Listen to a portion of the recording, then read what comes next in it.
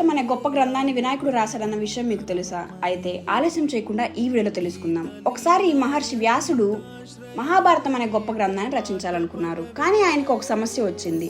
ఇంత పెద్ద కథ రాయగలిగే శక్తివంతుడు ఎవరైనా ఉండాలి కదా అనుకున్నారు. అప్పుడు ఆయన భగవంతుని ప్రార్థించగా వినాయకుడు ప్రత్యక్షమయ్యారు.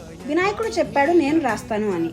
కానీ ఒక షరతు ఉంది, నువ్వు ఆపకుండా చెప్తూనే ఉండాలి, నువ్వు ఎక్కడ ఆగిపోతే నేను అక్కడ కథ రాయను అని అంటారు. వ్యాస మహర్షి దానికి అంగీకరించి, నాకు ఒక షరతు ఉంది అని అంటారు, నువ్వు ప్రతి మాట అర్థం చేసుకుని రాయాలి అని అంటారు.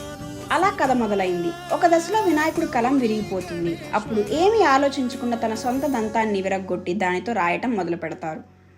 ఇలా వినాయకుడు తన దంతాన్ని కలంగా మార్చి మహాభారతాన్ని పూర్తి చేశారు. భక్తి పట్టుదల ఉంటే శరీరంలో భాగాలనైనా వదిలి ధర్మాన్ని నిలబెడతాడు భగవంతుడు.